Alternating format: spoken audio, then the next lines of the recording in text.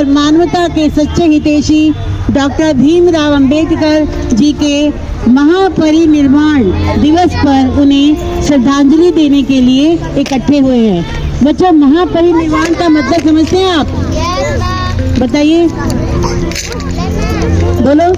महामार का अर्थ है मृत्यु के बाद की ना? यस, परिनिर्वाण जो है परि शब्द है, जो महान आत्मा, जो महान व्यक्ति जिनकी मृत्यु हो जाती है तो उनके बाद उनको मोक्ष प्राप्त होता है, तो उनको सम्मानित करने के लिए इस वर्ड का यूज किया जाता है, महापरिनिर्वाण। ठीक है। डॉक्टर भीमराव अंबेडकर ने अपना पूरा जीवन समानता, शिक्षा, मानव अधिकारों के लिए समर्पित किया।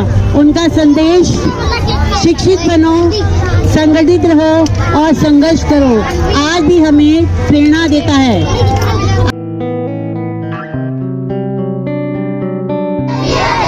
बाबा साहेब को याद करें, बाबा साहेब को याद करें, उनके यादों की ज्योति जलाकर आज का अंधकार मिटाएं। जय हिंद, जय हिंद, जय भारत, जय भारत, जय भीम। वेलफेयर सोसाइटी की तरफ से जो बच्चे मेधावी होते हैं, अच्छा पढ़ते हैं, उनको चेक भी दिया जाता है। तो तालियां बजाइए निशा, इसको चेक दिया जा रहा है 500 का। हमें आगे बढ़ना, ठीक है। God bless you. दूसरे है गुड़िया कुमारी। गुड़िया कुमारी, ये भी दीदी बहुत अच्छा पढ़ती है, गुड़िया देखो, है ना? क्लैप। इसको भी 500 का चेक दिया है। God bless you. आगे बढ़ते रहना इसी तरह। 501 का।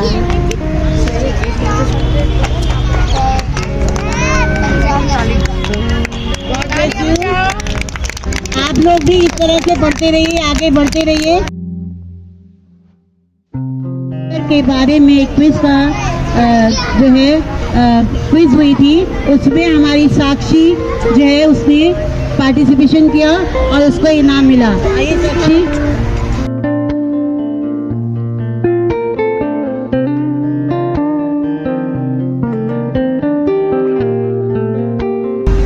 आज 6 दिसंबर डॉक्टर भीमराव अंबेडकर जी का महापरिनिर्वाण दिवस है।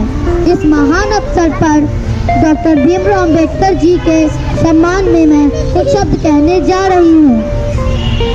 महापरिनिर्वाण दो शब्दों महा और परिनिर्वाण से मिलकर बना है, जहाँ महा का अर्थ महान और परिनिर्वाण का अर्थ मृत्यु के बाद निर्वाण प्राप्त करना है।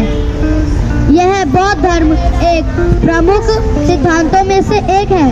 भगवान बुद्ध ने भी परिनिर्वाण प्राप्त किया था। उसी प्रकार डॉक्टर भीमराव अंबेडकर जी की पुण्यतिथि को हम महापरिनिर्वाण दिवस के रूप में मनाते हैं। डॉक्टर भीमराव अंबेडकर जी एक महान अर्थशास्त्री, समाज सुधारक और राजकीय नेता थे।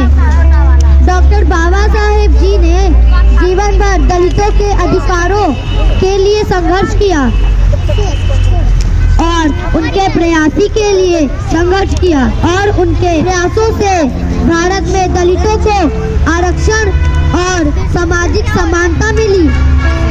उनको केवल भारत में ही नहीं बल्कि दुनिया भर में दलितों का मसीहा माना जाता था।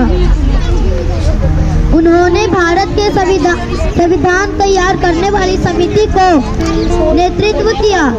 उनको भारत के संविधान का अम्बेडकर जी ने अपने समर्थकों के साथ बौद्ध धर्म अपनाया था। अपने कार्य और बलिदानों के कारण वे हमारे श्रद्धा स्थान हैं। वे आज भी हमारे जीवन में प्रेरणा देते हैं, जीवन को प्रेरणा देते हैं। उनका नाम और काम निरंतर गूंजता रहेगा। मैं ऐसे महान व्यक्तित्व को नमन करती हूँ। जय हिंद, जय भारत, जय भीम। धन्यवाद। आप जानते हैं अंबेडकर जी को दलितों का मसीहा कहा जाता था, मालूम है ना? चाचा, जिन्होंने देश को संविधान दिया, जनमानस को जिसने एक सम्मान रखा जिन्होंने एकता का मान, कराया जिन्होंने कर्तव्यों का ज्ञान, रखा सर्व विचारों का जिसने ध्यान, जिसने सर्व धर्मों को लिखा आन, माना जिसने सर्वोपरि मानवता और कल्याण, किया एक गणराज्य को जिसने प्रधान, किया जिन्होंने जन कल्याण का आह्वान, दिया जिन्होंने एक नया हिंदुस्तान, वो थे बाबा साहेब भीमराव महान। मैं कक्षा 7वीं सी में पढ़ती हूँ। मैं आपको डॉक्टर भीमराव अंबेडकर के बारे में गीत सुनाने जा रही हूँ। जब अंधेरे ने दुनिया को डर के उजाले में जात हर इंसान को थाम रखा था, तब उम्मीद का एक उजाला बाबा साहेब भीम के रूप में, जिसने टूटे सपनों के रूप में नई सुबह का रंग दिया था। गरीबी ने रास्ते रोके, समाज ने ताने मारे थे, पर साहेब के कदमों ने कभी हार नहीं मानी थी। धूप धूल संघर्षों में भी उनकी आंखें चमकती रही। वो जानते थे एक दिन दुनिया बदली है और बदलेगी। उनकी कलम तलवार थी, उनका ज्ञान तूफान था। जिन्होंने अपमान सहा उम्र भर, उनके दिल में जगमग कर डाला। संविधान लिखते वक्त हाथों में अग्नि सी थी। बराबरी कमजोरों को शक्ति देने की एक गहरी शपथ ली हुई थी। उनकी सोच, उनका साहस हम सबको धड़कन बना रखेगा।